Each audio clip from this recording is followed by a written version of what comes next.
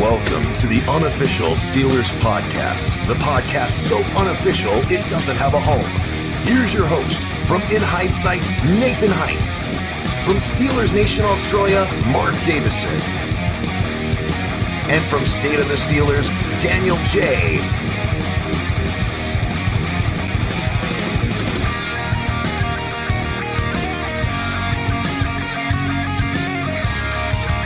Here we go.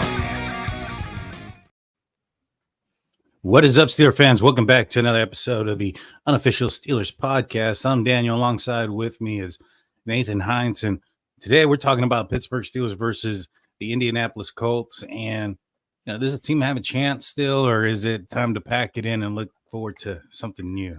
It's over, man. It's over. Well, I mean, we'll see, man. They're still 7-6. It's over, dude. I mean, yeah. Go ahead. Listen, I'm still gonna. Of course, I still want them to do well. I want guys to play well, but dude, they're one of the worst teams in the league. They are pitiful to watch. I don't have any faith in them, especially offensively, to go up against. Heck, even defensively, their defense is an atrocity as well. To go up against a Jake Browning and a Bengals team that's been winning the last two games and putting up 25 plus points and being able to go head to head with that. I don't trust them against Seattle. If Geno plays, even though I know Seattle's nothing impressive, but still they have an offense that can still score some points. And especially, it's not easy to play in Seattle. And then Baltimore game, we'll see if they start anybody. But still, it's an atrocity to watch each and every week. And I say that they're done. Yes, they're 7-6, but I look at other teams behind them that I think are better. And I think that they have a more higher chance to get in there than the Steelers do. So, honestly, not that I root for them to lose. And there has never been a one time where I've rooted for them to lose. But I think them losing more than not out of these four games is probably for the better.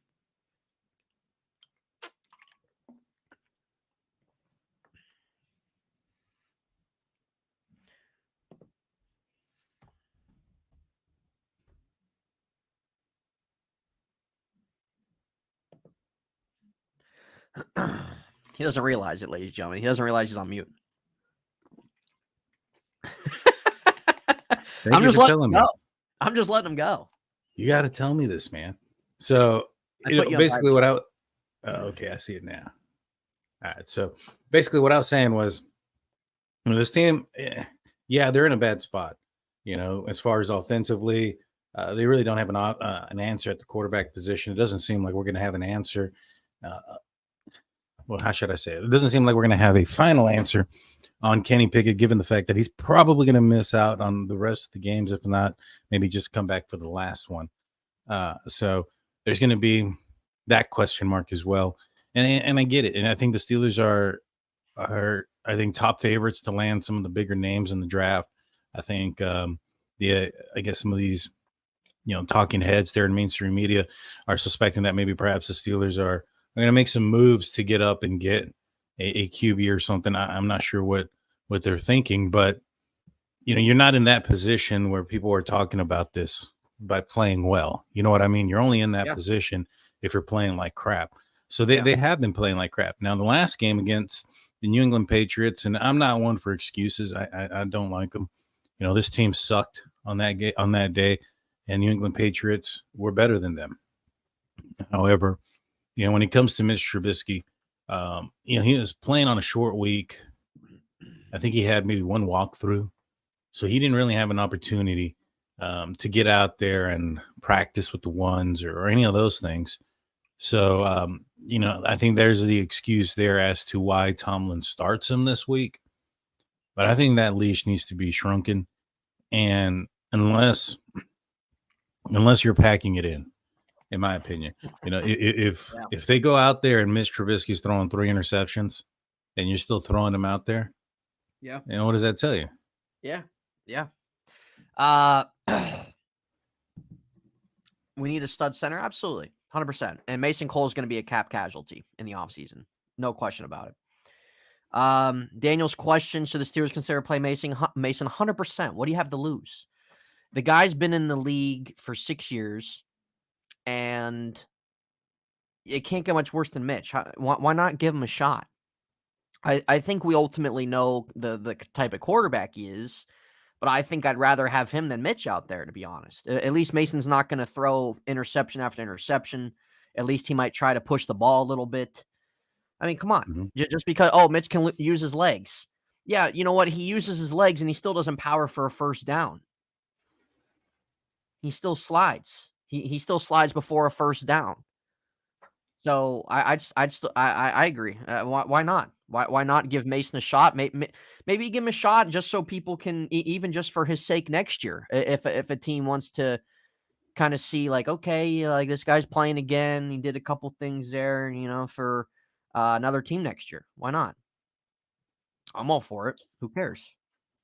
In his conference earlier this week, Mason Rudolph, that is, he seemed a little bit, when they asked him if he was going to be into the game or if they thought that he was having an opportunity or he had an opportunity to play in the game, his answer was interesting. It wasn't a straight up like, no, I haven't gotten any, I'm the backup quarterback.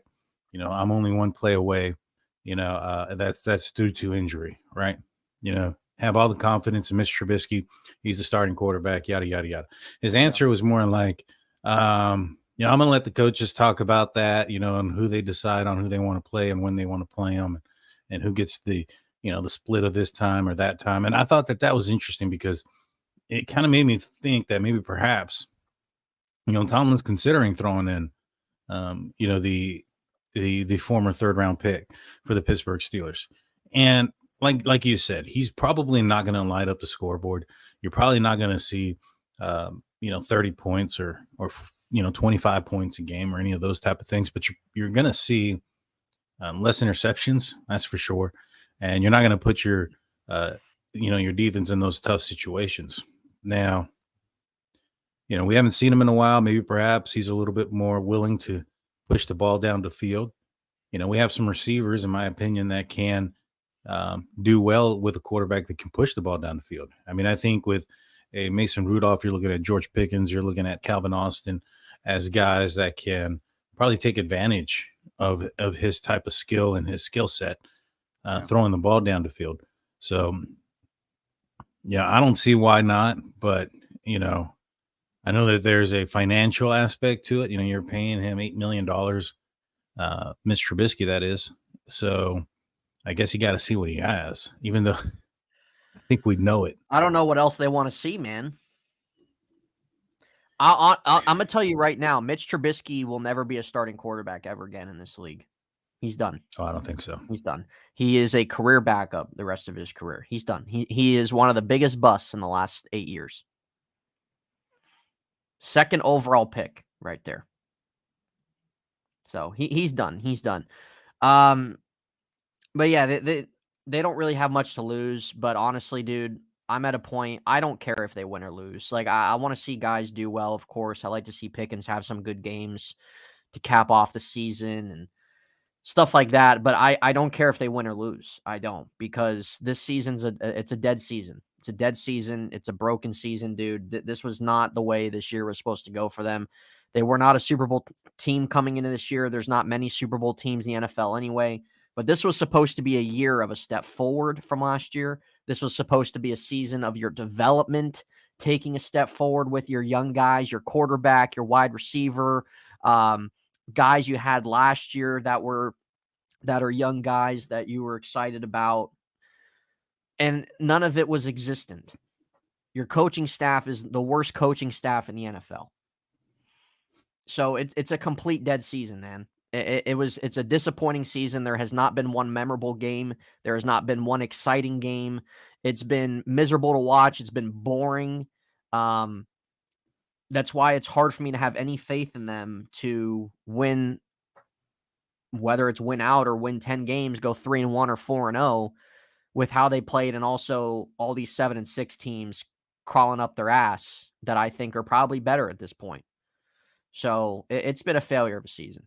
Even if they make the playoffs and win 10 games and lose in the first round, it's a failure. It's a failure.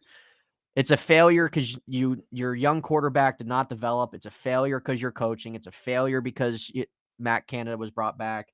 It's a failure because George Pickens did not have a that good of a year too.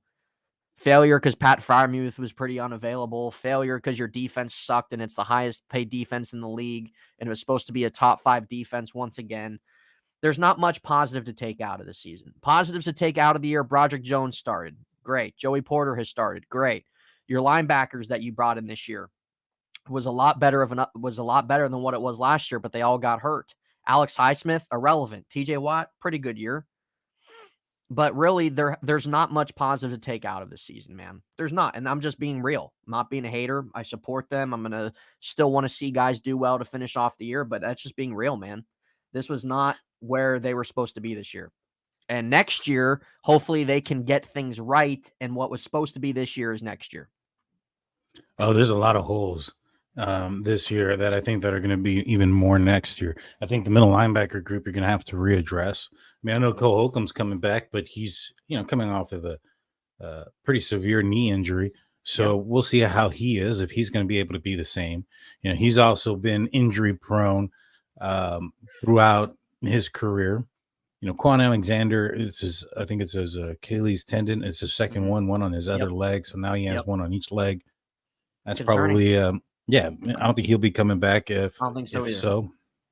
It's probably a career for him.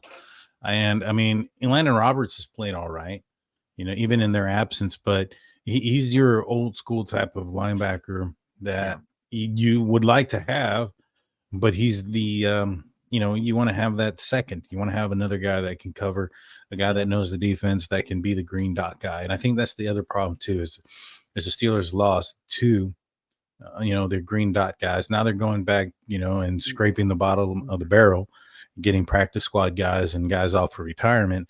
And we'll see how that works. That's going to be a question mark, because that's what Bill Belichick, targeted last week, was the tight ends, on linebackers, and he exploited in the first half. They got up 21 points. And the Steelers couldn't catch up. It's the same old man with Steelers and their linebackers, dude. It's the same thing every year. It doesn't change. It doesn't change with them and their linebackers, man. Same crap.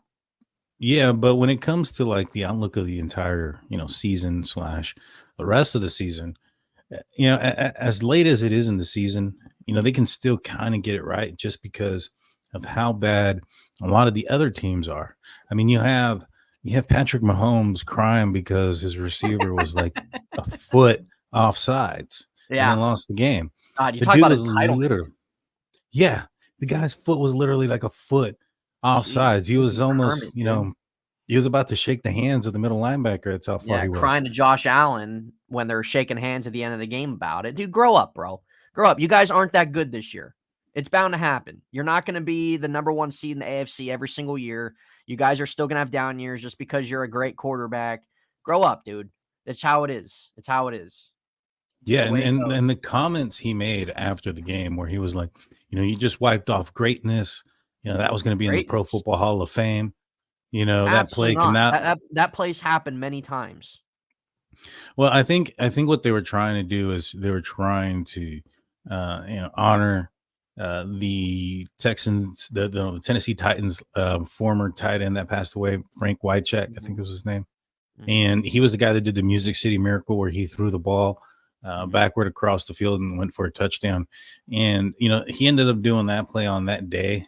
And I think they were trying to make it into something. And since it got called back, I think they actually cared more about that play than they did about losing the damn game. Yeah. Well, they score about 17 points a game almost. So they're not very good. Honestly, dude, the NFL product sucks. I say this every week. The product sucks. The quality of play sucks. The quarterbacks, there's not very many good quarterbacks in the league. It's really not even fun to watch. Like, we watched because we are football fans and stuff like that. But really, the league the last 3 years, for me, at least in my opinion, hasn't been very good. I think the quality's been down. I think the play's been down. I don't think the talent in the league across the league is there the way it used to be. Not right now.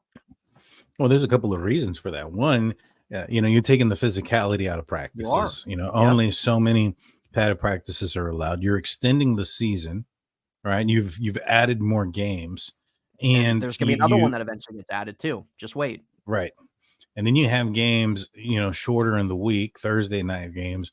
I don't mind the Thursday night games, but they could do it smarter. Everybody gets a bye week.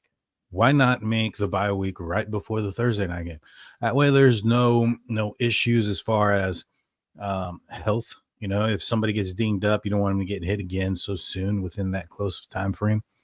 Not everybody or not all the athletes are going to come up and say, hey, I'm feeling woozy. You know what I'm saying? Some of them are going to hide that. Mm-hmm. And, they're going to hide that because, well, that's the mentality sometimes of what a football player is. I mean, nobody, being hurt or calling yourself out, isn't wrong or anything like that. But when you're in the mind of a football player, and I know I used to play, if I got hurt and I felt like, hey, I got to get out of the game, that's showing me as weak. You know what I'm saying? Mm-hmm. And you don't want to let your teammates down. So you kind of also have to protect the player from himself at a certain point. And so by having these games on Thursday nights where there isn't a bye week before, I just feel that this counter, active of what they're saying when it comes to the player safety issue. So you have that going on. So now you're having a bunch of players going down. How many stars have gotten hurt and are out for the year this year? I mean, how many quarterbacks have been knocked out this year? So now you're left with a bunch of backup guys and a bunch of, practice squad dudes, guys that, typically wouldn't have seen the field. And they're trying to go out there and play without really practicing. And now we're seeing the product, of the, on the field there. You make a fair point. What I'm going to add on to the fact that the NFL has made this league very favorable offensively. There's not much offense in the league this season. There isn't. Running backs are very thin in terms of star power, in terms of running back production. And again, with the quarterbacks, I get it's a young quarterback league, but over the last 3 years, let's be real. Other than Patrick Mahomes, the last 3 years, what quarterback has been so impressive, that has been so groundbreaking, that's going to be the next guy behind him? I don't really see much. Joe Burrow, okay. Joe Burrow's done some good things, but he's still got a lot to prove. Jalen Hurts has not impressed me too much this year. He had a better year last year. Lamar hasn't. Look at Lamar's numbers. They're running the ball great and they have a great defense. Lamar's not doing anything groundbreaking. He's winning games, but that's not just a quarterback stat. Josh Allen, I think he's talented. I think he'll keep getting better. But still, you look at Justin Herbert. I like him, but he doesn't really have much. He's really nothing in the fourth quarter. He gets injured. All these guys I named, look at the previous era quarterbacks. How many of them are you going to take over the previous era quarterbacks? Other than Patrick Mahomes, I'm not taking any. Yeah. When those guys in the previous era were 26, 27, 28 years old, and these quarterbacks now in this era are 26, 27, 28 years old, I'm not taking any, dude. I'm not. I don't think it's a good league. I don't. CJ Stroud, I think he'll be special. I do. I think that he'll end up being better than some of the guys that we consider to be top 5. But still, the league is not good quarterback-wise right now. When you look at the previous era, there were about 14 quarterbacks in the league that you could consider pretty damn good. And I can name them right now for you. Big Ben, Aaron Rodgers, Tom Brady, Peyton Manning, Russell Wilson, Drew Brees, Matt Ryan, Phillip Rivers, Eli Manning. That's already 9. Cam Newton, there's 10. And Cam Newton didn't have a long life, but in terms of his prime for a few years was pretty special. I mean, who else? Tony Romo, above average quarterback, solid quarterback. That's 11 already. How many of those guys that I named right now are you ultimately going to take over those guys? Trevor Lawrence hasn't impressed me, man. Trevor Lawrence has not impressed me at all. I think Trevor Lawrence is overrated as well. Right. And I think you have valid points there. I think that the offenses have changed and defenses have changed as well in But that's that what I mean. time, For which is why as good as things have. offense is, why is it not? Why are these quarterbacks not taking the next level? A lot of fast guys out there now, in the secondary. Before you had a bunch of big guys in the middle linebacker group that weren't covering a large amount of space. It's a little bit different. Defenses have adjusted for that. Maybe perhaps if you take one of these quarterbacks and put them in that era, maybe perhaps it would be different for them. They could be successful, but I think that the way the rules and everything has been so micromanaged, it's come out to be a crappy product. You're right. I mean, whether it's on the offensive side or defensive side, the penalties from the lack of holding penalties to helmet to helmet penalties that are sometimes not there. There are a lot of hidden penalties that nobody sees. Phantom penalties. They come out and you go back and look at it and there's nothing there. So I get it. And I think Brock Purdy needs to be in that discussion as far as a decent quarterback. I know he gets a lot of, he's a system guy. He's a, if he wasn't in San Francisco, he wouldn't be doing as well as he is. I don't really think that's true. One thing that I noticed about him when I was breaking down the tape against the Steelers versus the 49ers was he goes from one progression to another very quickly. He knows that offense very fast. Yeah, I don't really like the narrative either, man, behind that. Yeah, he's a damn good quarterback. And he doesn't have anything, special as far as, talent goes with his arm. He's not going to sling it 100 miles an hour or 100 yards down the field. But he reads a defense very quickly. And he's got that, he got a 95 on that Wonderlic score that determines how you handle pressure and how smart you are during those moments. It's a football IQ quiz. Yeah. Just for comparison, Kenny Pickett got 17. So, he's a smart dude. I think Fitzpatrick got a high score on that. Was it Ryan Fitzpatrick? But he went to Stanford, I think, or Yale or something, somewhere where you have to be very smart. So, I think that's going to end up probably being the route to go. It's going to be a situation where you're going to have somebody who can outsmart the defense. I mean, that's what made Tom Brady so good. He didn't have anything special with his arm either, but he had seen so many defenses for so long and he had access to their tapes for so long that he knew what they were doing. Yeah. You know what I mean? Yeah. And the access to their tapes is that's a dig at their, what was it, Spygate? So, he knew what they were doing at all times. So you couldn't get around it. So the Steelers just need to get a guy that can think, that's smart, who can read a defense and go from one place to another. Because, if we had a quarterback that could do that with the talent that's on this offense, I saw it somewhere else. Somebody say it in the chat real quick. Mike P said, if we had with an accurate passing quarterback, who could read a defense just accurately, I think that's very true. So defenses have changed. Offenses are going to have to catch up now. We'll see how that works out. But to get to this game, TJ Watt is back. Alex Highsmith is back. That's going to be a huge jump for the Pittsburgh Steelers. I believe the Jonathan Taylor is not going to be playing for the Colts. You think that makes a difference, or do you think their backup, what's his name, Moss? Is he going to run all over the Steelers defense? Oh, Moss has done good. Moss has had a pretty productive year, best year of his career by far so far. And really the first time in his career where he's really gotten full opportunity. I don't think it's going to matter too much, man. I really don't. I think that Colts, they're nothing special. They're in the playoff race themselves. They have something to play for as well. And I think where they're at is a little step ahead of where the Steelers are at. So I don't think it's going to matter because they haven't had Jonathan Taylor most of the year. Yeah. I as I say, Amalu, he's also questionable. Mm-hmm. But yeah. Sorry, I just read that. With Jonathan Taylor, he's not going to play, but it's still going to be a tough matchup, especially with the middle linebackers situation that the Steelers have. You're absolutely right on that. I think Blake Martinez and is going to get a lot more time there in the middle linebacker position. I think he got like 17 snaps last week. Not very many. He wasn't noticeable when he was out there, at least to me.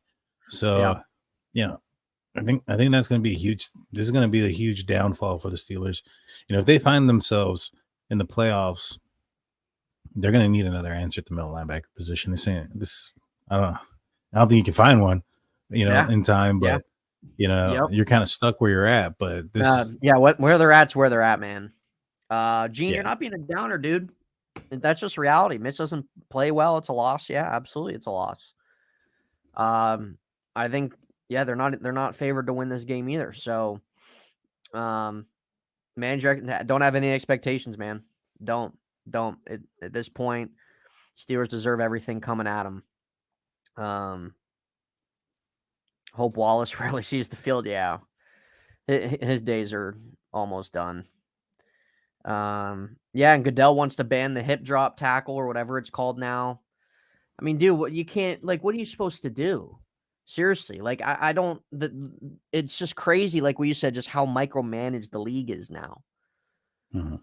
You can do player safety, but dude, I mean, you can't change the way football's played. It's just like baseball. You add a pitch clock that helps the speed of a game more, and that's been proven, but you can't ultimately change the game. It's the same thing. One day they're going to have a flag for running at full speed to protect the runner from pulling a hamstring. Yeah. You guys got to go half speed as runners. Yeah, no full speed running here. We need you need to protect the hamstrings. Oh man, that's what I'm talking about, dude. It's just killing the game, dude. It's killing the product. It's bad. Yeah, and it kills the flow too when all these penalties are coming out. Yeah. Although I will say the one against the Chiefs, that should have been called. The guy was a foot offside. That was the right call. Yeah, it was definitely the right call. It was yeah. It is what it is. So Big Ben had some comments earlier this week. He said something to the effect that, I'll read some of them. First thing he said was, maybe the tradition of the Pittsburgh Steelers is done. What do you think about that comment, first and foremost? Do you think he's right? Do you think he has a right to say this? What are your thoughts? Oh, he definitely has a right to say it. He's not contracted anymore. It's his podcast. He can say whatever he wants. So he definitely has a right to say it. And I think most people would agree. Man. The Steelers are really pretty unrecognizable, and there needs to be an ultimate culture change, I think. And it's just stale. It is stale. It's a stale franchise. It's a stale coaching staff. It's a stale philosophy. It's a stale saying, standard's a standard. Nobody cares. There is no standard anymore. There's no standard. So he's not wrong. I don't disagree with him, and he can say whatever he wants to say. But I think most people would agree with him that it's a different state of where the organization is right now. They've gotten away from really what Steeler football is. They've gotten away from where teams are scared, or teams would look at the Steelers on the schedule and be scared about that. Right now, heck, I'd say the last X amount of years, it's like, yeah, all right, play the Steelers, can beat them, right? Mm-hmm. Nothing crazy. Cardinals joked after they beat them, this team still stinks, right? This team isn't anything. This team could be this team's sitting at 6-4, 6-3. Yeah, they're nothing. So he's not wrong. Not at all. And time will tell if Rooney listens to anybody, if Rooney's not in bed sleeping, if he's actually seeing what's going on. Things need to change. Times change. It's not the 80s. It's not the 90s. It's not the 2000s anymore. It's not even the 2010s anymore. Everything changes. Everything's got to come to an end. And I think really with where the Steelers are at, stuff's got to come to an end from the top bottom, dude. It's just, it is. It's stale, and people are tired. You have to be tired if you're the head guy of the franchise. How are you not tired of it? Right. How do you not want I agree. there to change? Right. And I agree with you. And I agree with Ben. I mean, he even talked about Coach Tomlin saying that you can't afford a second half games to burn silly timeouts and not have them late in games. He said, to me, that's bad coaching. So he's basically calling out, Tomlin. He even goes into how he would have liked to have had those timeouts late in the game, give Boz a 60-yard chance, and go in overtime because New England, they hadn't scored since the first half of the game. And, the Steelers have basically flipped the momentum. They had, it was going in their way. And I tend to agree with him. A lot of question has been coming out here recent is, has Mike Tomlin started to lose the team? I think that that's a fair statement to say. I mean, when you have him being questioned about, his players saying that, they took a team lightly. And he comes out and he says, it's probably in the question they answered in the framework of the question they answered the question in the framework that you asked it. Right. And so, they're just trying to answer your question. And then the very next day, Deontay Johnson says, nah, we didn't just, take him lightly that one day. We took him lightly the entire week. Right. The day after he comes out and says that, no, we didn't do that. And you have George Pickens. He's having to have conversations with him on the sideline, having to have 2 more with him this past week. He liked this thing on Instagram. I'm not sure if he saw it, but it was a guy that kind of looked like Napoleon Dynamite with a Steelers jersey. He's, bouncing around. He throws a ball into a screen window, and then they show him on the ground holding his foot, mimicking Kenny Pickett's injury. Yeah, I saw that. And so for those that haven't seen it, it's kind of funny. Yeah. And, he's liking that. He's liked other posts where, if they only had somebody that could get him the ball. I know a lot of folks thought that Canada was a problem, but if you read read George Pickens, it sounds like he has a problem with his quarterback. Read the room at the end of the day, man. Matt Canada was a huge issue, and it was definitely the right decision to fire him. He never should have been back. I will stand by that, but it went deeper. Claude, let me ask you this, man. Are you okay with what you're watching every week? Are you satisfied with where the Steelers are at? Honest question. If we're acting like they're 1-12, we're saying the reality like everybody else is saying. So seriously, are you okay with what you watch every week from them? Are you okay with taking this currently into next season? Because, this, I'll be honest, this feels like, we're 7-6. We have a chance. And there's a small possibility there that the Steelers can find themselves, into the playoffs. I question the possibility because of the performance of the team lately. And I find it very difficult to believe that they're not going to be in a battle with the rest of the teams. I mean, they lost to 2-10 teams. So back-to-back at home, dude. That's a fireable offense. One of them was on a short week too. And, you do all this. It feels like that year the Steelers won 11-0 and then went 1-5 down the stretch. Yeah. This year the Steelers started off record-wise hot. I don't want to say they started off hot. They ended up going 6-3 or something like that, 5-3 at one point. 6-4, and then there's a possibility of them going 7-4, 9-4, and now we're at 7-6. Yeah. So we're going in the wrong way fast, and the offense is looking like it's regressing. Injuries are continuing to pile up. I look around the league and I'm seeing Jake Browning put up 30 points. I'm seeing Danny DeVito's little brother put up another couple of touchdowns. Danny DeVito's little It's insane how bad our offense is. Yep. When you look at the statistics of this team over the last few years, and it's horrible. It's horrific. Yep, and it's historically bad. And to go up here back to Alex's question, which is if Tomlin isn't renewed this season, do you see an OC coming in for 1 year? I mean, that's going to be tough unless that OC is somebody that you anticipate into turning into the head coach, which I wouldn't be opposed to. I don't think that honestly needs to matter. They still can bring an offensive coordinator that they like and give him a 4-year contract. just because Mike Tomlin's not renewed. That offensive coordinator could want to stay there. I don't think that's the ultimate. But don't you factor. think that the head coach is going to want to bring their staff? I don't think it should be up to the head coach at this point. No, I understand that, but I mean, when you go into a system, and if I were to go into a system, if somebody was going to hire me for a job, let's just say it was in something different, and I have my group of guys that I've been working with, and I know and I trust them, and you hire me and you say, all right, we're going to give you these group of guys. I want you to fix this project, finish it, without ever knowing them. But if the Steelers have the idea that if Tomlin does not get an extension, why would the owner leave that up to him if he has 1 year on his contract? Right. No, I understand that. And I get that. That's why I'm saying that and going back with how the Steelers do things, I think they would take that responsibility away from him, and it would go back to whom? Probably the owner and the general manager. And so those are going to be the same guys in charge of picking what next position that's going to need to be filled, the head coach position.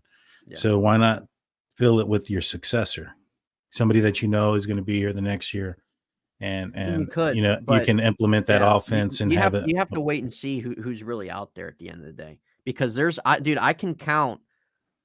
I've counted about 8 or 9, 10 teams that can probably go in a different direction of head coach next season. You can count what? About 8 to 10 teams that can go in a different direction of head coach next year. Yeah. So it really comes down to that. But if they're not going to extend him and they're going to bring him back at least just for next year, like, it ultimately shouldn't be in his hands, because if he's here long term like he always has been, then like, that's definitely like what you're saying, pretty accurate. I don't think that it should be in his hands if your idea is that next year is his last year. Like, why should that be in his hands? It shouldn't.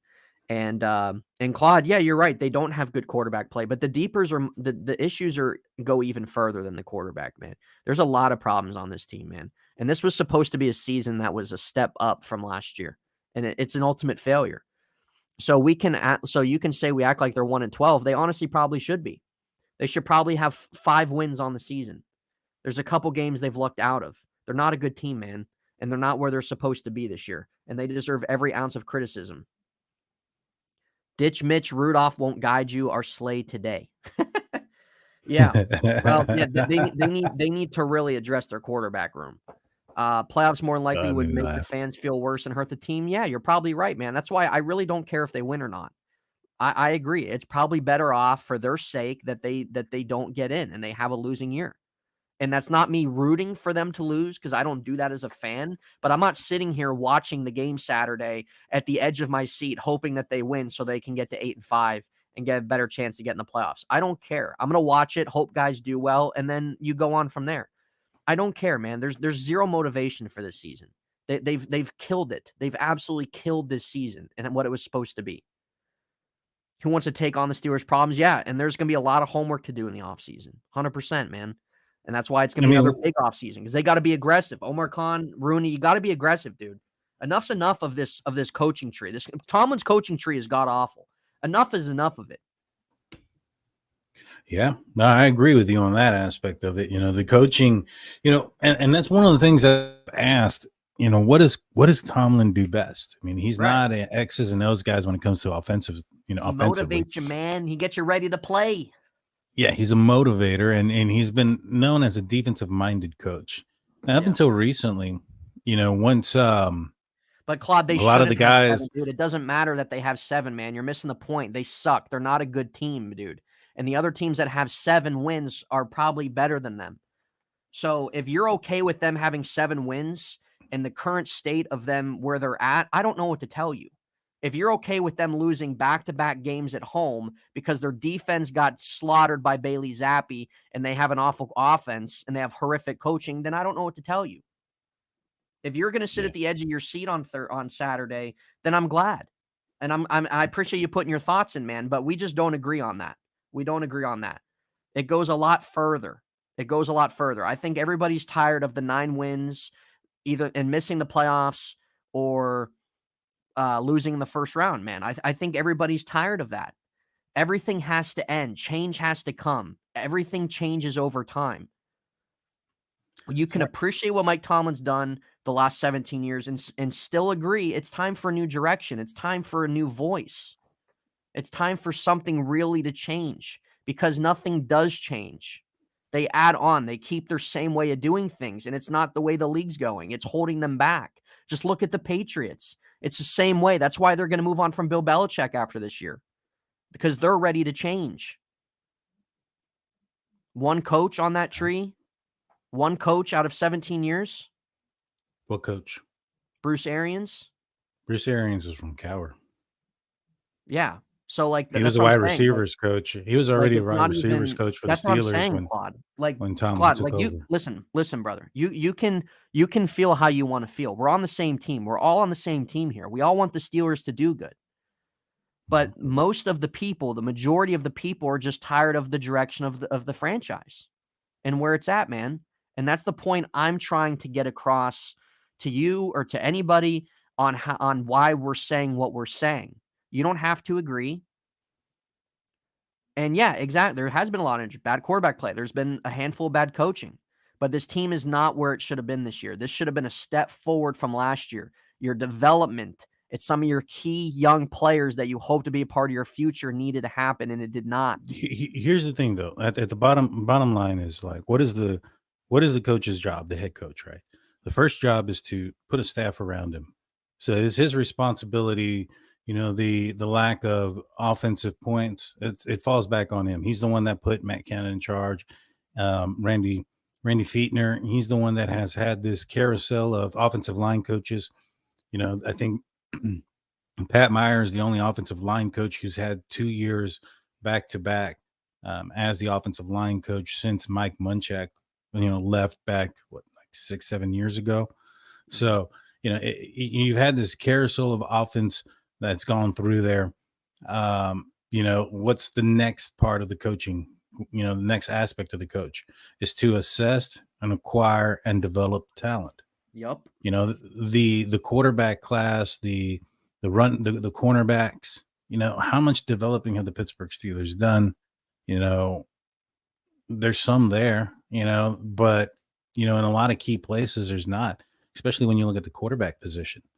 Now, is it the development? Is it the accession of talent?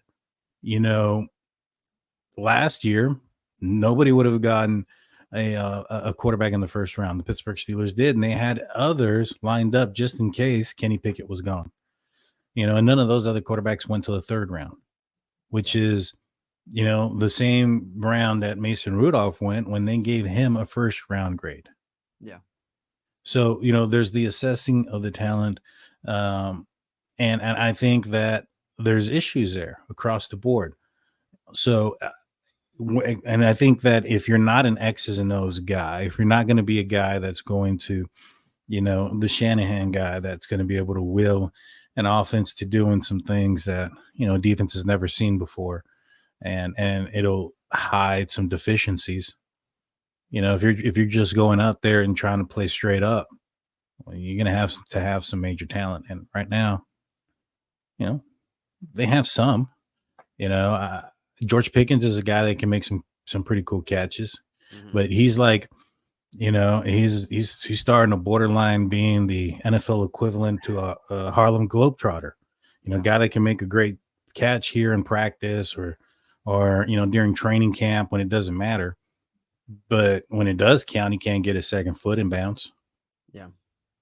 You know what I'm saying? So, there's no separation between him and the defensive back. Every pass to George Pickens, for the most part, has to be some type of acrobatic catch. Mm-hmm. And the same thing with Deontay Johnson. There were times where Juwan Bentley was covering him one-on-one, and he was winning. Juwan Bentley ran like a 4.7 40. He is probably the Elandon Roberts of the New England Patriots. Yeah. And some of those were go routes that Deontay Johnson couldn't get away from their inside linebacker. Yep. I think they have a problem there. They have a problem at the center position. Yep. Mason Cole is horrible. He can't snap the ball off the damn ground. Yep. Your left tackle, Dan Moore, shouldn't be playing. It should be Broderick Jones, in my opinion. I think you're possibly hindering his development as a left tackle by playing him on the right side so much. I agree, man. I agree. And what does that ultimately come down to, Daniel? It comes down to like this team wasn't built correctly. And then you go back to the running back. Nobody in their right mind would have drafted a running back at that time in the first round that wasn't somebody special. And Najee Harris, not saying that he wasn't special or he's not, but what made him what made him very good in college was that he had an NFL front offensive line in front of him in college. Yeah. So, this team wasn't built right. They avoided the center position. They had a chance at Creed Humphreys twice. Well, they avoided the offensive line for 5 years. That's true. They took what they were able to do with Ramon Foster and Andrew Villanueva and thought that they can do that with everybody on the offensive line. Mm-hmm. And that's not the case. You also have to have some anchors. You also have to have a Mike Pouncey or a DeCastro, right, to be out there. So, yep. Real quick, let's see.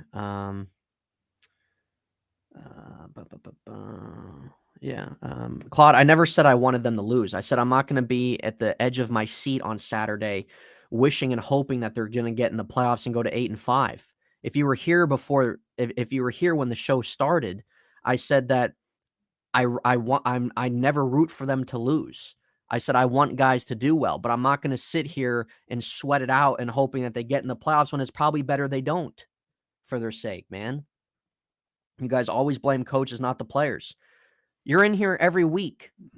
That's not true. When do we just blame coaches? We've criticized the quarterback, we've criticized the offense, we've criticized the offensive line. I don't know what you're talking about, dude. I was known as since last year because I wanted to what did I say? I'm ready to Josh Rosen this. Yeah, that's what I said. Yeah, and I got Daniel was the ultimate bad. catalyst here in terms of quarterback play last year. He was the ultimate catalyst. So we just say how we feel. We say what's reality. This is an open forum. You can say how you feel, and we can have a conversation, debate, just like what we are. But I never once said I wish them to lose. Anybody in the chat can attest to that. I said I never have rooted for them to ever lose. It's just probably better off that they probably do for their own sake. Just like other franchises. Look at the Philadelphia Eagles, man. After they won their Super Bowl, they weren't good, and it was better off that they lost. And now they got into a better situation. Kansas City Chiefs, same thing. Before Alex Smith, they got Alex Smith, and they kept something consistent, but they lucked into Patrick Mahomes. The list goes on and on. Yeah. So the list goes on and on. The Seattle Seahawks. The San Francisco 49ers were garbage before Kyle Shanahan came in. That's how it goes, man. Teams have to lose. Organizations have to lose to figure out what's wrong, to pluck out the things in their eyes that are blinding them when things go right. That's just how it is. Right. And for me, and like I said, I give just as much blame to the players as I do the coaches. In fact, I'm probably one of the guys that'll say that I think that when it comes to what's going on the field has more to do with the players than the coaches. Does coaching matter? 100%. But, look at Bill Belichick without Tom Brady. All of his offensive coordinators, Josh Daniels, the list can go on. They haven't been successful without him either. No. So, Bill Ben O'Brien, Roethlisberger, Matt Patricia, it goes on and on. Ben Roethlisberger, talent's important. Steelers safeties outside Minka suck, man. I don't know what else to say. It goes both ways. That's what I mean. It's a much bigger problem than just who's starting at quarterback. There's a variety of problems. Now, I do think that the quarterback can help out significantly. It's the most important especially position. With the protection aspect of it, because a lot of folks think that protection is just all on the lineman, but no, it's also on the quarterback. The quarterback has to cause protection. He has to see certain things, call out the mic, determine who's going to be coming in, and determine which direction that the offensive line can be blocking sometimes. If they're going to be sliding to one side or another, if they're going to leave somebody free, and has to, he has to have communication with the running back as far as, if they think that somebody's blitzing, which side to protect. there's a lot that goes into it. And, when you have less, I want to say, like, I guess, contact sport growing up, the Pee-wee stuff is Pop Warner balls coming out and more flag football. There's less pressure, less people trying to hit you, Right. And you don't really have to worry about protection there. So the only thing you really work on is the passing down the field aspect. I think that was one of the aspects that, or one of the things that brought down Dwayne Haskins. He was able to do things with the receivers and move receivers in position, and he was able to throw very, he had a very good arm, but he wasn't very good at setting his protections, and he was getting blasted, and that made a difference, and in his development as well. So, those things like all come into play. And when it comes to like Kenny Pickett, there's some things that worry me. One of them is they don't allow him to do audibles. Now, you can look at it as two different ways. Is it because the offensive coordinator, sucks and doesn't know how to utilize them, and somehow made it all the way to the NFL as an offensive coordinator without using them? Yeah. I find that unlikely, or is it because, maybe the game is too much for the quarterback and you have to simplify it down for him? And you're taking shortcuts here and you're taking shortcuts there, because it is so complicated, and you're trying to give this guy so much, right? It's paralysis by analysis. Yeah. And that's what I mean. Like, the thing Steelers fans saying, I'd say most teams or most fans of teams are probably saying that for their teams. No team, come the end of the season is never going to have holes. Every team has holes before the season starts, all the way to when the season ends. It's just a matter of how you can minimize that. So the Steelers have a handful of homework to do, but they can get to the point next year with what this year is supposed to be can be next year in terms of development, in terms of their drafting, in terms of cutting dead weight, in terms of being aggressive with your coaching. They 100% can. And yeah, Steelers freaky. Even with the Niners, like when Alex Smith was there and a little bit of Kaepernick, they were having some success. They had a great defense though. And they had Jim Harbaugh. Once Jim Harbaugh left, they were in pretty much quarterback purgatory, and they traded Trey Lance, and that failed. And then they lucked into Brock Purdy with the last pick in the draft. So there is one guy on this panel though, Steelers freak, that did say that maybe the Steelers should look at Will Levis. I believe it was Nathan who told me, what quarterback are you going to get in this draft? Will Levis? And I said, yeah, I like his arm. Yeah. No, that's dude, how it went down. Yeah. So if Tennessee's able to do that, and they haven't had a quarterback in how long? Since McNair? Mm-hmm. Yeah. If that. So it takes time. It's hard to evaluate quarterbacks. I will never sit here and say when all the quarterbacks come out of college who's going to be good and who's not. I will never sit here and say that. And I look at this year's quarterback class, and I think that there's some good potential there. I think there's a handful of guys to like there.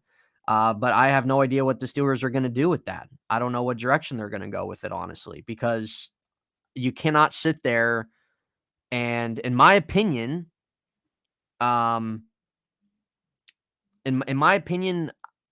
have to address it. You have to address it from the top bottom of your quarterback room. You cannot sit there and just give Kenny the keys to be the starter next year. He hasn't earned it. He hasn't deserved it. So what direction you go with that? You can go into free agency and bring some competition in. You can go into the draft. I don't know. I don't know what they do. Kenny came in handcuffed. Yeah, he did. He came into a bad coaching situation too. But my main problem was this. This is what I expected this year. Was not that Kenny was going to be a Pro Bowl quarterback this year, but that we could sit.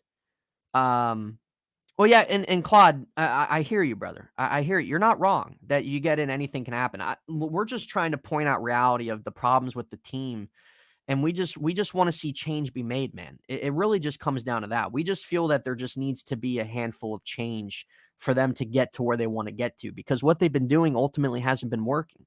That's all we're saying. But what was I saying, Daniel? Yeah. I wanted just to see things. Like, we knew Matt Canada was back. We knew the offensive coaching and the offensive situation wasn't promising. But I wanted to see this year where we could look at Kenny and say, there's some good things there.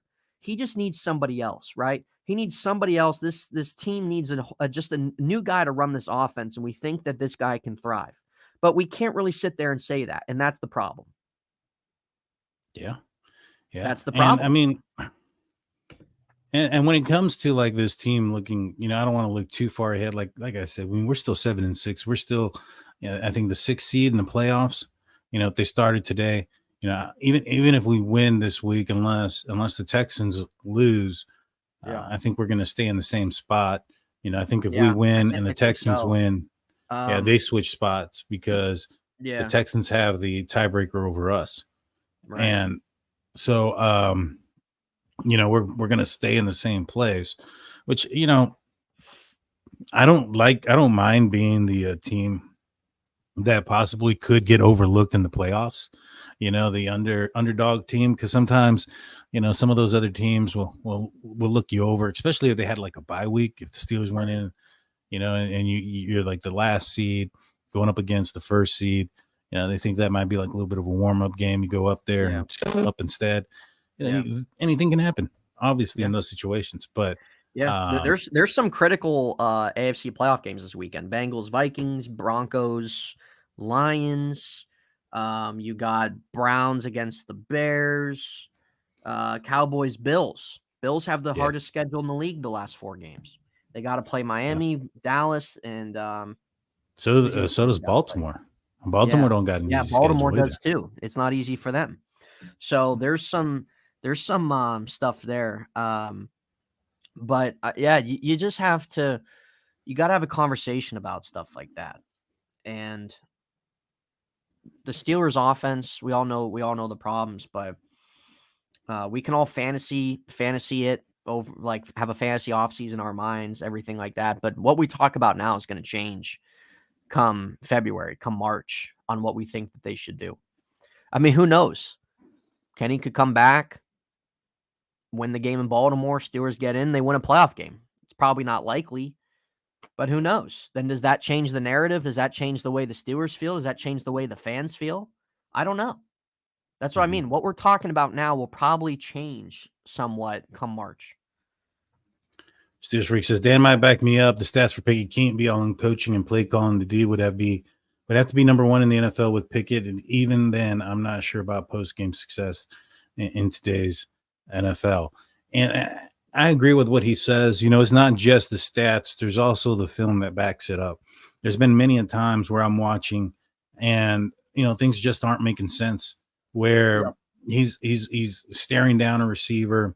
The concept works on the back end. All he has to do is come off the first receiver, go to the second, and it's there. I've seen him stare down a receiver that's wide open, George Pickens on a slant route, and it looked like he's going to throw it, and then just doesn't, pulls it down. This is against the Raiders, runs around and gets himself sacked. So, it's not just the stats. It's his play as well. Right now, the Steelers are 7-6, but that's because of their defense more than anything. If you put this defense on some other offenses that are out there, that are 7-6, like let's just say, I don't know, maybe the Texans or something. I'm not sure how their defense is doing or not. But, if you put this defense with an offense that is, capable, this team is probably going to be doing, better than what they are. And if you put this offense on a team that has a mid-level defense, you're definitely not 7-6. Right. The only reason this team, is 7-6, you had a game where the defense scored more points than the offense. I think one of them was against the Browns. Yep. Against the Packers, the special team scored more points than the offense. They required a block punt, that went for a safety. And then the Ravens decided to drop every pass. Exactly. So that would have been a blowout. That would have been a blowout. Mm-hmm. So you have, those 3 games right there that probably, Steelers lucked out at. You know what I mean? And so this team could easily be a 4-win team. And then when you look at a 4-win team losing to a 2-win team, that doesn't sound so unbelievable, especially if it happens back to back. Yeah, right. Yeah, Steelers Freak. You can't have much expectations the rest of this year, and and even going forward a little bit. Like, you can have expectations in the sense of them just for kind of who they are. You can have expectations in the sense of them doing the right things, righting some of the wrongs. But I expect, to add on to what you said, I expect next year to be what this year was supposed to be. Mm-hmm. That's where I'm at with it.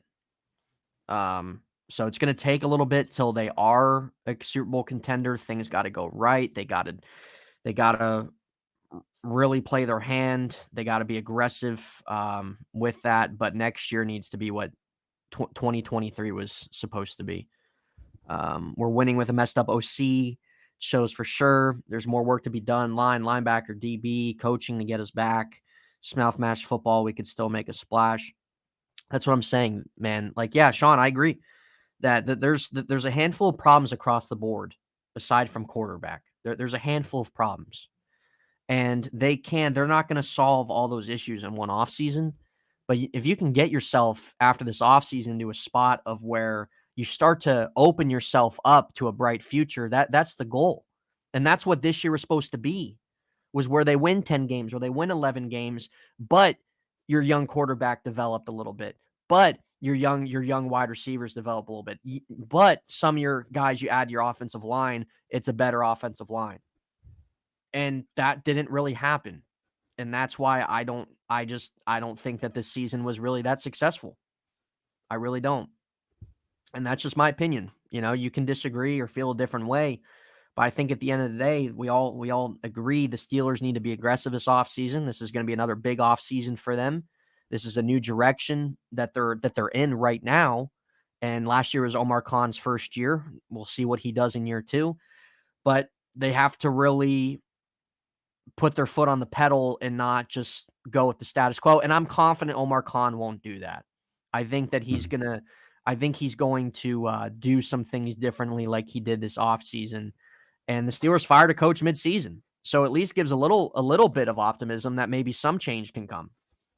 Yeah. Yeah, 100%. So, before we go, let's get our predictions in on this game. Yeah. And then I have one last question about looking ahead into the future just a little bit. But first and foremost, who do you think is winning this game? What's the score? Guys, drop your score predictions in the chat, ladies and gentlemen. Drop your score predictions in the chat. We'll see what you guys got. I am going to pick the Colts to win this game. I do not have much confidence in the Steelers. It's when you're at this point in the year, it's hard because I think there's some better teams behind them. Not that those teams are special or that good, but they're playing better football right now. And this is just always a key moment in the season where you need to be playing. I won't necessarily say like your ultimate best football, but you need to be playing above average. So, I'm gonna pick the Colts to win in this one. We're gonna go 21-14. Colts win. 21-14. Steelers go to 7-7, sitting at 500, and another week where the playoff hopes for them die. Interesting. So you think that the Steelers are going to put up 2 touchdowns, both from the offense? Possibly, but they're also going to turn the ball over. Gotcha. Yeah, I honestly think that the Steelers probably turn it around, but I think some Mitch Trubisky interceptions keep it close. I'm going to go with 20-17 Steelers. All right, Daniel's sticking on the Steelers train. He still has hope. He still thinks there's a little gas in the tank there. Let's see. Gene Smith, Steelers by 3. That could happen.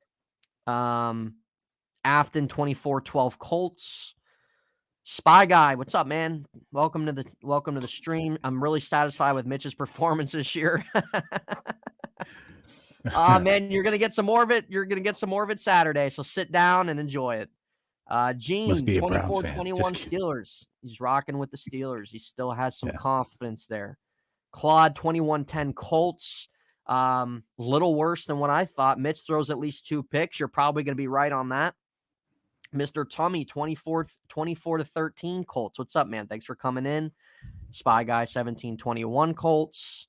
Alex Mahoney, 14-13 Steelers. What a boring game. Oh, my goodness.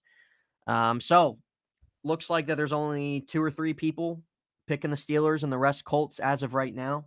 Colts are favored this game. I think more are probably picking them. The Steelers can win this game, of course, because the Colts, I think it's a little bit of an even matchup in a way, but the Colts are still playing better. And it's hard for me to have faith in Mitch Trubisky and this broken Steelers offense to be able, at this point in time of the season, to be able to do much. So, but all right. In fact, I just closed out the poll. Not very many have confidence in Mitch. Poll was, should the Steelers consider play Mason Rudolph? 91% of you guys said yes to 8% saying no.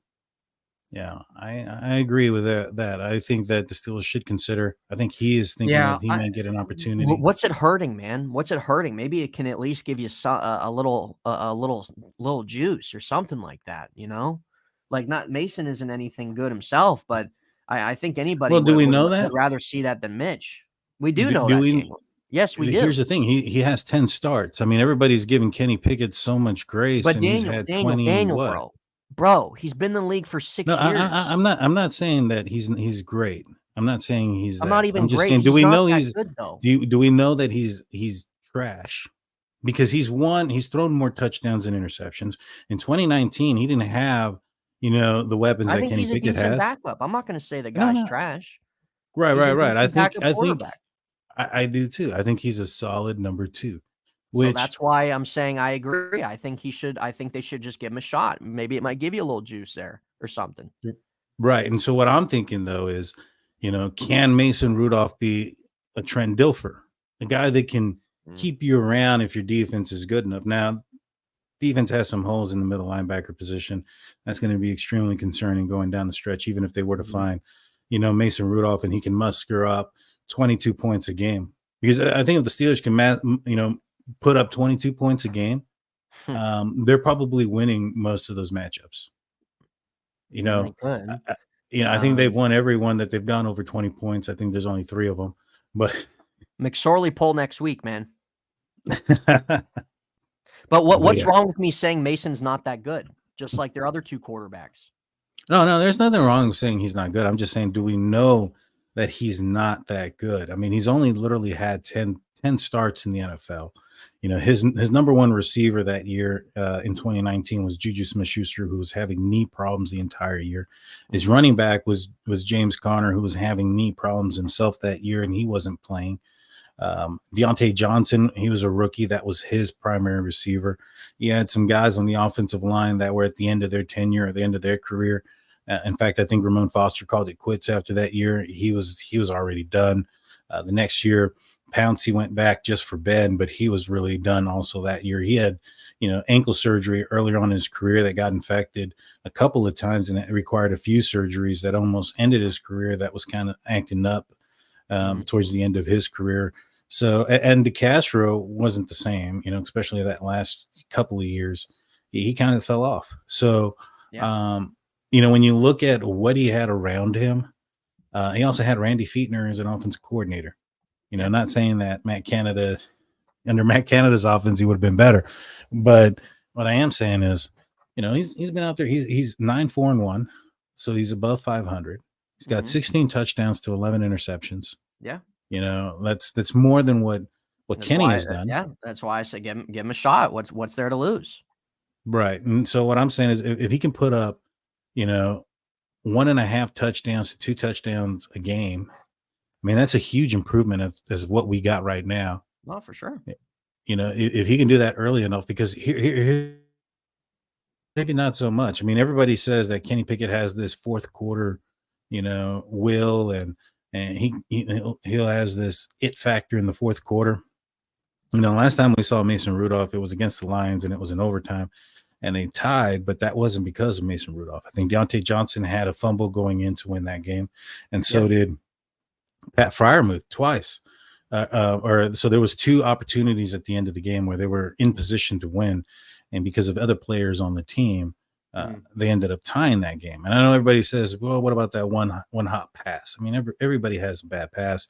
The guy literally wasn't expected to play. He had no idea he was going to play until the day before, and that's when everybody found out because Ben was in the COVID protocol.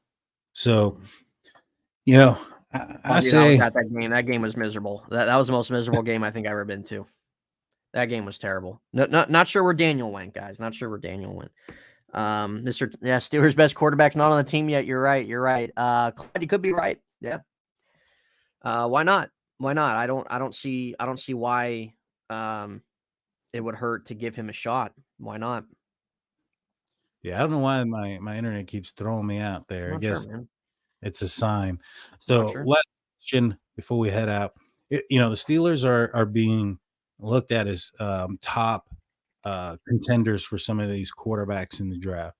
If you had your choice right now, today, based on what you've seen, and you had your choice of any of the quarterbacks available, which one do you think has the most likely opportunity to be successful in the NFL, or who you Probably would choose? Caleb Williams. Probably. You would choose Caleb Williams? I think his game matches a lot with where the NFL's at right now. So Mhm. I'd say probably him. I like Jaden Daniels a little bit. He's really fast, so his game kind of matches the NFL. Bo Nix, I don't know. But Bo Nix is another guy that's gonna be 25 or 24, 24. I think Yeah, he's he's 24 right 23. now. 20, I think, yeah. So it's the same thing with Kenny Pickett in terms of age. But Bo Nix has been in college for a while. I'm not going to sit here and say that any of these quarterbacks are going to be good or bad. Mm, Nobody can evaluate quarterbacks that good. Let's just be honest with it. So it's just a yeah. matter of who develops well, the situation they go to, their coaching, obviously ability, talent, transitioning into a higher aspect of football play. But for the Steelers, you got to have a conversation. You have to have a conversation. Depending where you finish off this season, and if you're sitting in a spot in the draft, and if they like a certain quarterback or two, you got to have a conversation about them, right? Mhm. Yeah. 100% you do. Yeah. 100%. So why like terms of why people might like this quarterback, that quarterback, I can't really give an answer. Like there's people that think Caleb Williams will be the best. People think Drake May. People think Jaden Daniels. People think Michael Penix. Like it's all debatable, dude. But no one's Mm. gonna really know until these quarterbacks really start to transition. I think quarterbacks one of the hardest things to predict, man. But yeah, Mr. Tummy, that's what I'm saying. They need to have an open mind to that Oh, yeah. because they should not go in 100% certain that Kenny's going to be their starter. And it's not anything personal. It's anybody will give you that truth that Kenny has not deserved to be the starting quarterback next year just to be giving it to him. Mm.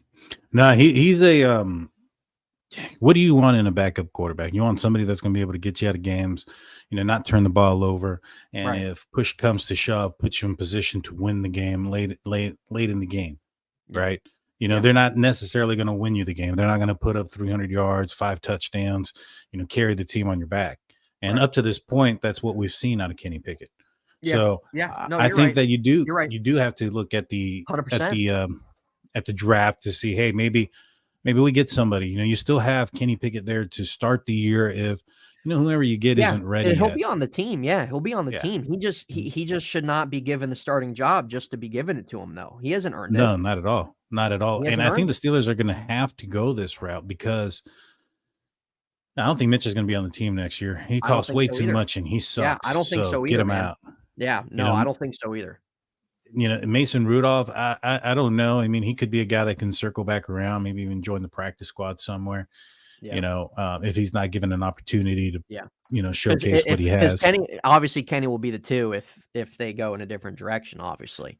That's just Right. how it's gonna be. Mr. Right. Tummy Morale or Steelers must avoid Mac Jones. Yeah, and I think they will. I think they will. I have some faith in Omar Khan compared to Kevin Colbert, and I appreciate what Colbert's done over the years. But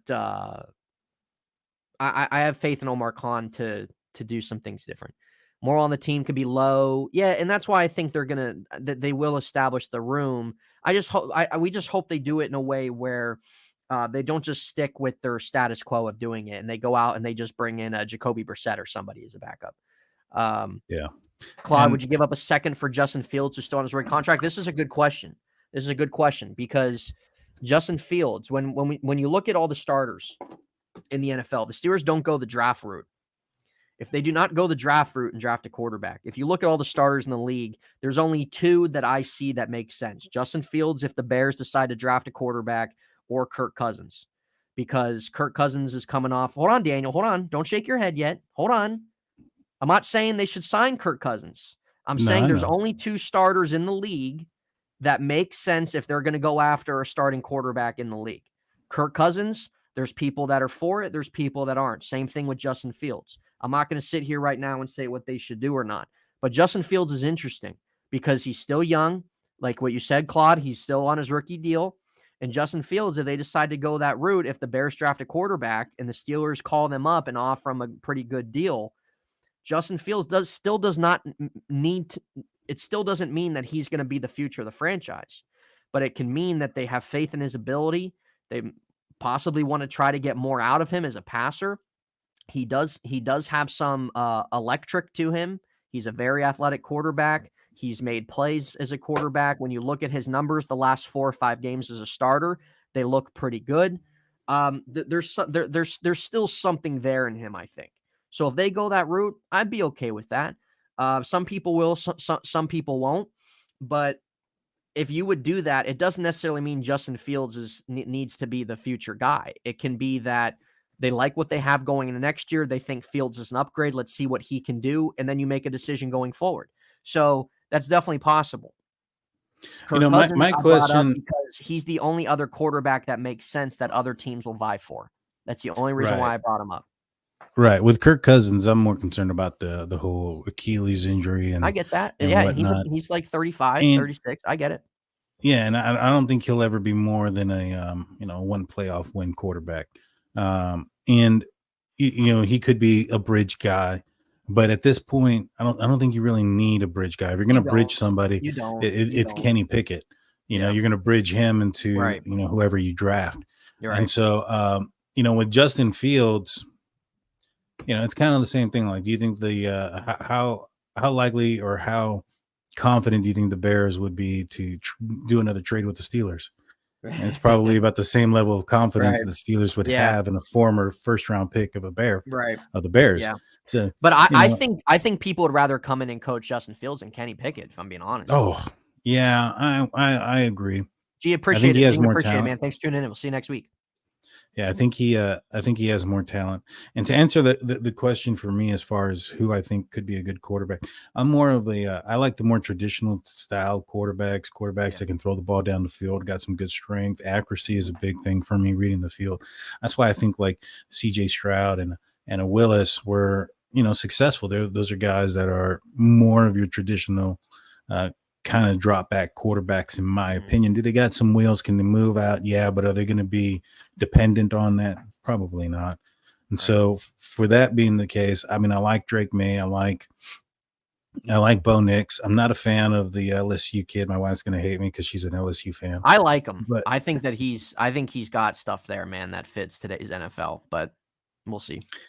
Yeah, I just think that today's NFL could end up being a phase more than anything else. But we'll see. We'll see. I mean, I think that you have a couple of mobile quarterbacks that have done really good with it. Lamar Jackson. I guess Jalen Hurts can be considered mobile. He definitely is, for sure. Yeah, and so there's those guys.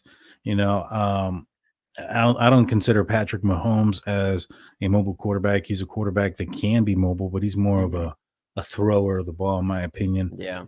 Josh Allen. I like guys that will be that have the big arm that can throw the ball down the field. And I think Russell Wilson in his prime is perfect for today's NFL. Yeah, I mean, it could be. I'm not really a fan of the short quarterbacks, though, which is why I don't think I would like. But just in terms of his play style, his ability, strong arm, push the ball down the field, move if he needs to, and he was a high productive quarterback. Right. Russell Wilson in his prime is better than, other than Mahomes, any quarterback in the league right now. Yeah. Yeah. And, that's kind of what I see and what I would like. And I just, when it came to Kenny Pickett and when I watched his college play, what I saw was a guy that had struggled reading defenses. It took him a long time to throw the ball. I think his snap to throw was like 3.7 seconds. which is horrible.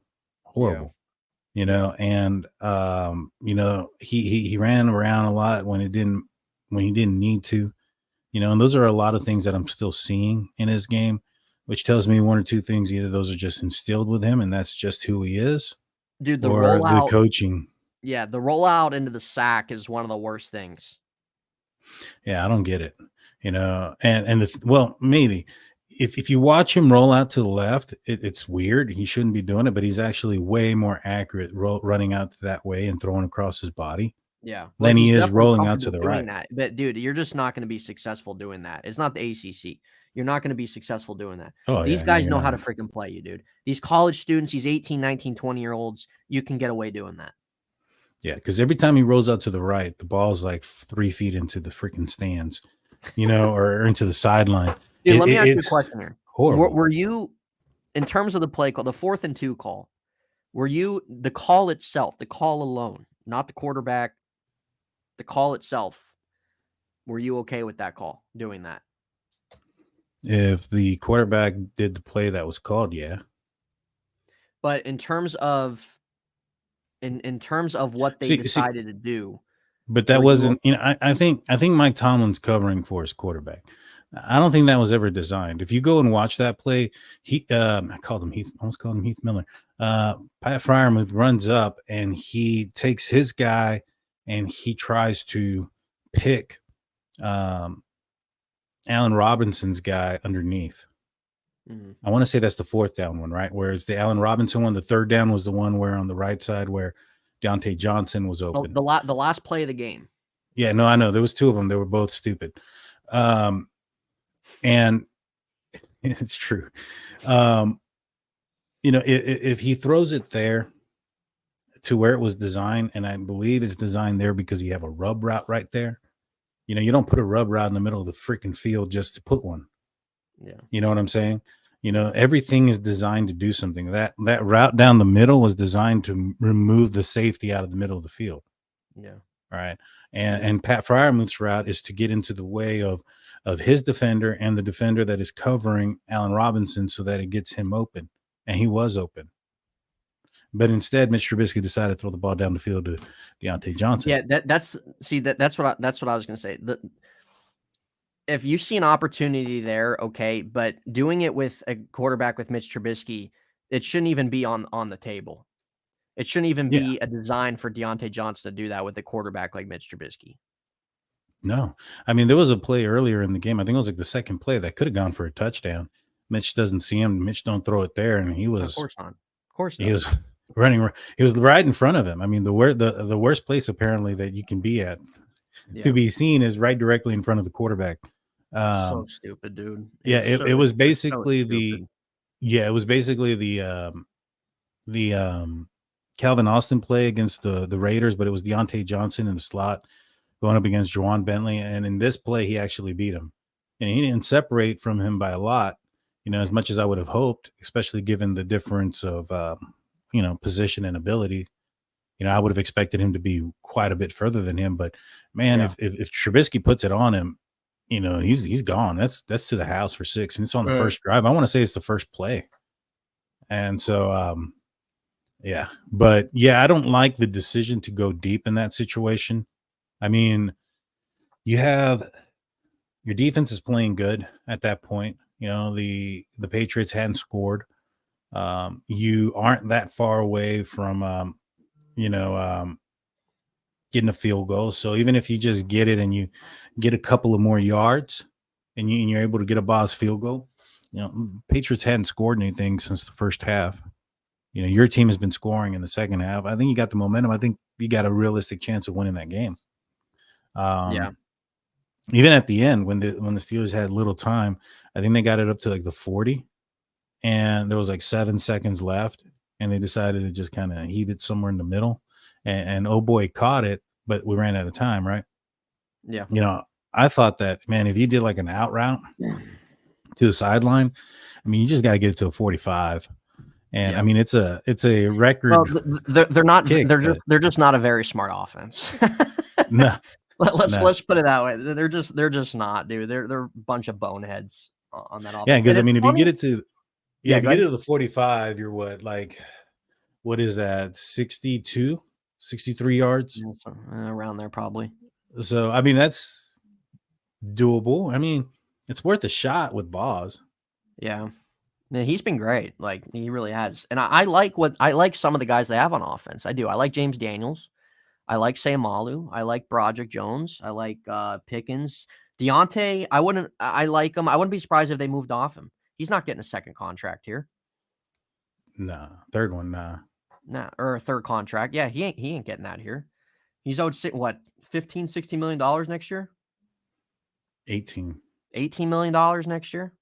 Yeah. I wouldn't be surprised if we see something on Twitter about, and again, I'm not saying what I would do. I'm not that Well, those I'll say this. conversations are going to be for the offseason. But I just wouldn't be surprised if we see stuff on Twitter or online that Deontay Johnson's getting trade interest. I've heard that. There's been the rumor around the Steel Curtain Network guys and I wouldn't be surprised. some other folks that I've been talking to that know a little bit of folks inside the actual Steelers, some of their sources, and which is crazy because the sources that we have are with Steel Curtain Network is you would be surprised of who's talking and who puts out information because they want. And from what I understand is that Deontay Johnson may not be on the team next year. Yeah, it just wouldn't surprise me. Like, I'm not saying that I think he should or shouldn't be on the team. Like I said, those conversations that all of us have in the chat on here, that's going to be February, March. I'm not saying that right now. Just saying it wouldn't come as a surprise. I think Pickens will demand a trade. The funny thing about that, if he would, he's not owed anything. He doesn't deserve anything. He's played in this league 2 years. Yeah, he doesn't have any. His stats aren't great. No, not to his own fault, but not to his own fault. I think he'll end like long as he ends up getting a good quarterback, whether it's here or somewhere else. Like heck, yeah, he's a really talented guy. But the Steelers don't owe him anything. Yeah. And to answer your question, Alex, something like that. Johnson and bad influence, kind of, sort of. I mean, you kind of look at his resume. He punched Mitch Trubisky in the face last year. Yeah, he punched Mitch Trubisky in the face last year against the Jets game that ended up getting Mitch, benched. But it was him who couldn't get his feet in bounds. It was his hands as the ball bounced off and went into the hands of a defender. He, from what I understand, he's had multiple interactions with different players similar to that. One that we know about is the Minkah Fitzpatrick altercation that he had not too long ago. Yeah. He's the one that was talking about, taking teams lightly for an entire week, just after the coach had said that they weren't taking anybody lightly. So I wouldn't definitely be somebody that would do that. Yeah. Yeah, exactly. So, he's not zombie out there, dude. He's a zombie out there. Yeah. He's, from what I understand and from what I'm hearing is that there's a few players out on this team that think that there's something just because they put on the black and gold, right? And they haven't done anything yet. Right. And I appreciated what Minkah said at the end of the game. Minkah's a real one, dude. He's a freaking real one. He's somebody that respects and honors being a Steeler. Like he's a real one, and I think fans appreciate him. Sean, it's an interesting stat. Yeah. Too bad he's probably not gonna be able to see the field this year. Given Mike Tomlin and Steelers probably aren't going to do anything about that. So yeah, no, it's definitely interesting, man. And I give credit a lot to Rudolph, man. He's been a professional. I'm sure there's been a lot of frustration for him. Stuff with Ben 2019, especially when he had all those starts. So he's been nothing but a professional though. And I would love to see him be able to find an opportunity. I was hoping he would be able to somewhere this year, but he didn't. So I think it would be nice for him to, with all the stuff he's put up with and the patience and being a good teammate, hopefully something pays off for him for his sake. Hopefully something does wherever that's at. KC, yeah, dude, they need a wide receiver bad. Yeah, give us a second round pick for Johnson. Go ahead, please. Yeah, I wish so too. You can have But with that being said, we're about almost an hour and a half into it. Yeah, you got a lot more than that 45-minute part you were looking at. Frame? Yeah, no, I know. But that's what happens. Last man. words? You know how it goes. Yeah. Any last words, and let everybody know where they can find you, my man? Yeah, guys, we'll see how Saturday goes. I actually like the Saturday Sunday field. Any last words, and let everybody know where they can find you, my man? Hold up. You good? We good? Yeah. That was okay. Yeah, I like the Saturday Sunday type feel that we get from the NFL toward the end of the season. I like that.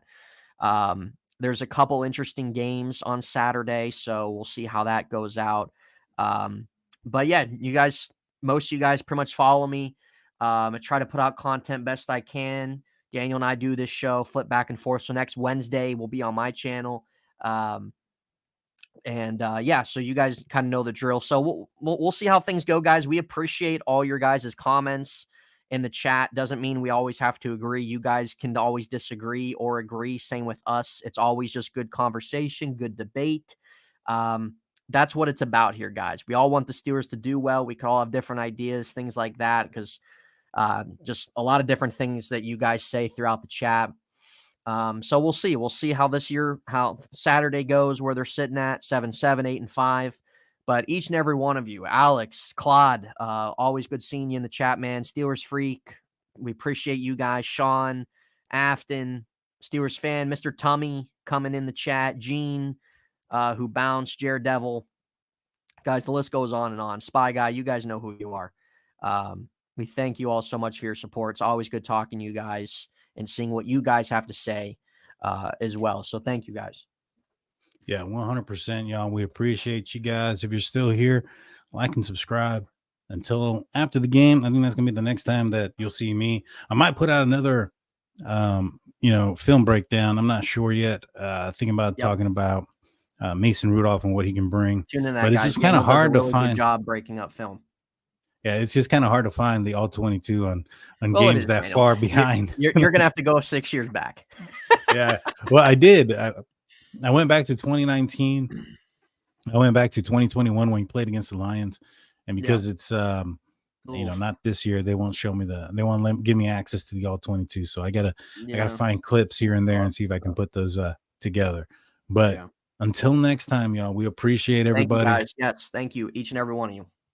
Go Steelers. There's still a chance. There's still hope. Yep. At least for me. Anything can happen. The narrative might change. You never know. The narrative might change, but really at the end of the day, guys, we all just want them just to be where they need to be. That's what we want. If Steelers lose one other Heinz special, dude, that was a one-time thing probably for now, because I'm just so not tuned out, but I'm just kind of careless a little bit. In that sense, but I appreciate. I'm glad that you watched it. I'm surprised as many people watched it as they did. I wasn't expecting that, so it needed to happen. Let's put it that way. But I will say there will be another one at some point, whether that's this year and it's warranted or next year. So I like to keep them rare because that makes them even better. It'll probably be after the Super Bowl. But until next time, we'll see you guys. Man. Peace out.